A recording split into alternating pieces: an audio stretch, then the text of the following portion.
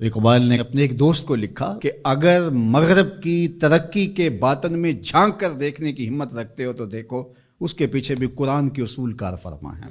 لیکن چونکہ انہوں نے قرآن سے مادی ترقی حاصل کرنی تھی تو وہ انہوں نے لے لی۔ مسلمان نے مادی ترقی حاصل کرنی تھی اور قرآن سے روحانی ترقی حاصل کرنی تھی۔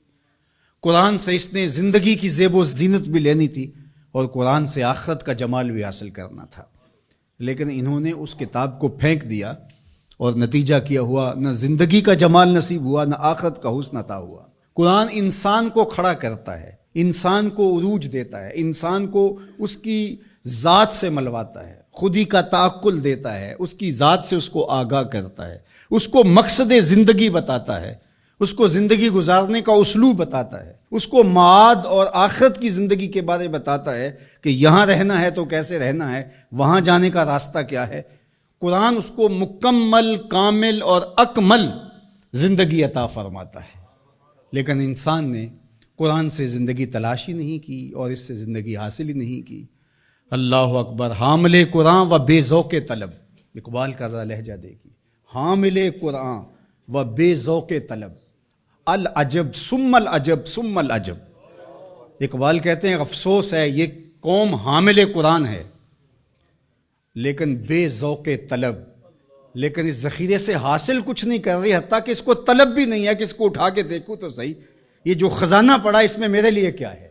کہا عجیب بات ہے، بھوکا بھی ہو، پیاس سے تڑپ بھی رہا ہو اور اس کے پاس میٹھا چشمہ بھی بہہ رہا ہو، لیکن وہ ادھر رخ نہ کرے اور گندے نالے پر بیٹھ کر چلو بھر بھر کے پی رہا ہو، تو اب یہ بیمار ہوتا ہے اور ڈاکٹر سے کہتا ہے میں بیمار کیسے ہو گیا۔ اقبال کہتا ہے افسوس یہ ہے چشمہ شیریں قرآن کی شکل میں موجود ہے لیکن یہ پتہ نہیں زندگی کا جمال کہاں ڈھونڈ رہا ہے، تو یہ اس کا ذوق طلب نہ ہونے کی وجہ سے ہے، اور ذوق طلب جس کا ہوگا وہ ضرور اس سے کچھ حاصل کر لے گا اور اپنی ضرورت کے مطابق حاصل کر لے گا، اور اس نے بھی تو اپنی ضرورت کے مطابق جو حاصل کرنا چاہا وہ کر ہی لیا۔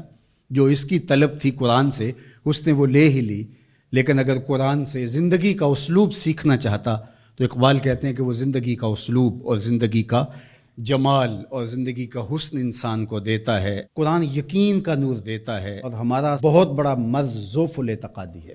ضعف الاعتقادی قوموں کو کبھی بھی نہیں اٹھنے دیتی، اور دوسرا ان کے نظریات کے اندر یکسوئی پیدا نہیں ہو سکتی، چونکہ وہ جن لوگوں کے زیر اثر ہوں گے ان لوگوں کے نظریات کے حامل ہوں گے اور وہ قوم ہی نہیں بن سکیں گے۔ اور نتیجہ کیا کہ ایک علاقے کا اسلام دوسرے علاقے کے اسلام سے نہیں ملتا، ایک پیر خانے کا اسلام دوسرے پیر خانے کے اسلام سے نہیں جڑا ہوا، ایک تنظیم کا اسلام دوسری تنظیم کے اسلام سے نہیں جڑا ہوا۔ تو یہ سارے اسلام سینکڑوں ہزاروں کی شکل کے اندر جو نشو و نما پا رہے ہیں، تو یہ جتنے مرضی اوپر چلے جائیں نتیجہ خیز نہیں ہوں گے۔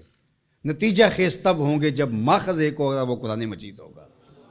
تو قرآن مجید سے جڑنا، قرآن مجید سے وابستہ ہونا، دل بستگی تعلق کے خاطر آپ کو وحدت فکر کی ضمانت فراہم کرتا ہے، اور وحدت فکر وحدت امت کا ذریعہ بنتا ہے، اور وحدت امت ہی پھر غلبہ امت کی ضمانت بنتا ہے۔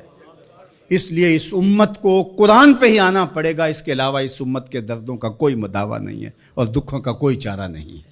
اللہ اکبر! تو فرمایا وَمَنِ ابْتَغَى الْهُدَى مِنْ غَيْرِهِ أَضَلَّهُ، اور جس نے قرآن سے ہٹ کر کسی اور جگہ سے ہدایت تلاش کی اللہ اسے گمراہ کر کے رکھ دے گا۔